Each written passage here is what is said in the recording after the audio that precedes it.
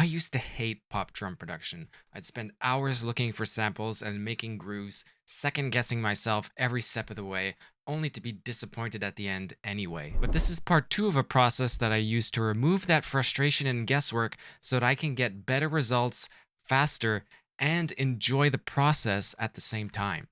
In part one, we used a loop as a rhythmic reference and a way to find samples that go together. But when we start adding other instruments and voices, we notice some problems, such as some parts of the drums start to sound underwhelming, or they disappear, or they're just a lot quieter than they seemed when we first started producing them. So I'll show you how to solve these problems. Some of the fixes will have to do with arrangement, and some of them will have to do with sample reinforcement. To get the most out of this process and avoid a lot of that frustration, I recommend waiting until the later stages of production before even thinking about any of this. If you try to do this too early, you'll just be guessing, and you might be wrong, so you will have wasted all of that time. So in part one of the video, we pretty much ended with a basic kick, snare, and hi-hat loop with a few other interesting percussion things added.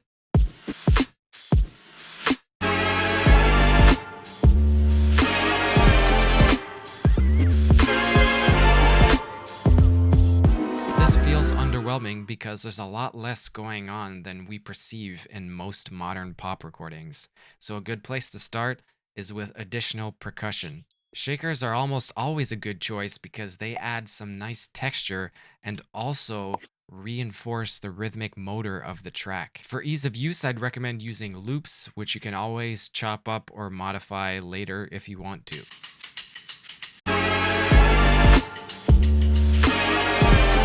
You can use multiple shaker layers, like in this case I also added a brush layer to add some texture and some background noise to the kit.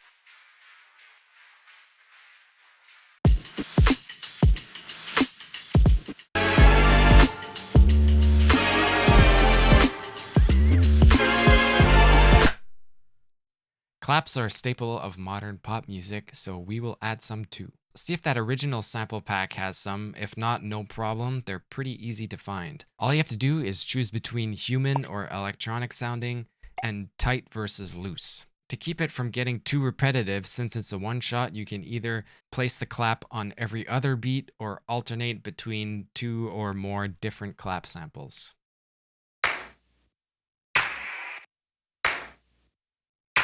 Since we're starting to add stuff that were not present in the original percussion loop that we modeled this after, this is a good time to practice rhythmic placement on your own. Claps usually cut through the best when they're either slightly before or slightly after the main snare hit.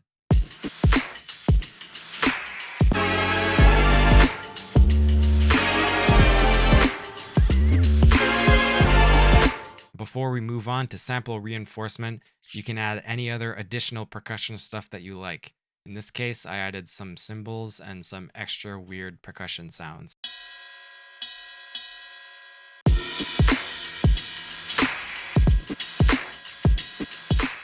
So about sample reinforcement. When we start adding in a lot of other elements, there will be more competition in certain frequency areas than there was before. So this is why some parts of the drum kit start to sound underwhelming, quiet, or even disappear completely.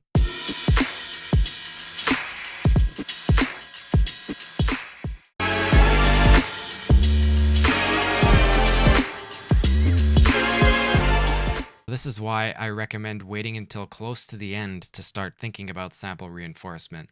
Because if you tried to address this way at the start, you'd be guessing and you'd probably end up wasting a lot of time. Once the production is more or less fully mapped out, you can listen to the full context and then see if the drums hit you in the way that you want them to. And if they don't, pay attention to where you think these holes might be. Every song will be different, so don't just add samples arbitrarily. Listen to what is needed and only add that. And you might not even need to add anything. Most likely, you'll probably only need to reinforce the kick and the snare. I like to divide each of these into 3 layers when I'm assessing which holes I need to fill. About the kick, you can ask yourself these 3 questions. Does it lack low end? Does it lack body or mid punch? Does it lack click or attack?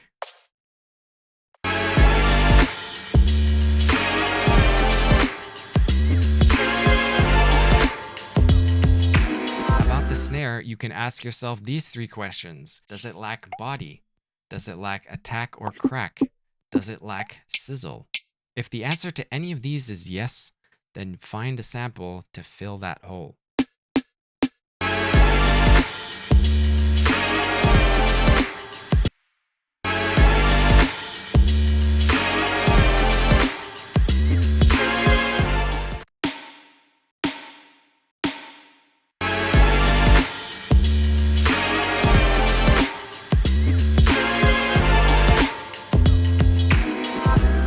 In some cases, it might actually be as easy as a simple mix adjustment like boosting some EQ. But sometimes the samples that we already have just don't have the right information in those areas that we're looking for. So if you followed this process from the beginning, then you probably have a bunch of extra kick and snare samples that you didn't use from that original sample pack. So first you're going to try using some of these to fill the holes that you've now hear. So if none of these work, then you can check that original sample pack again for more samples.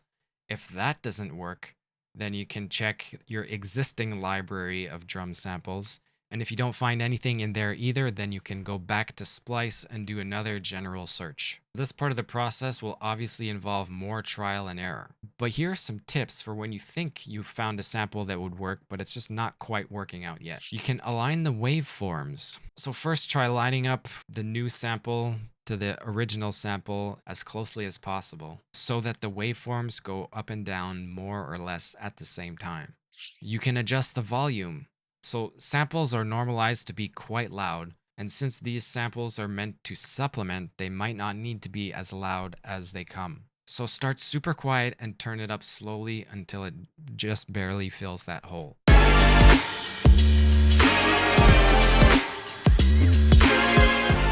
You can filter it. Sometimes all you'll want is the high end, in which case you will high pass. Don't be afraid to EQ this sample to only get what you want out of it.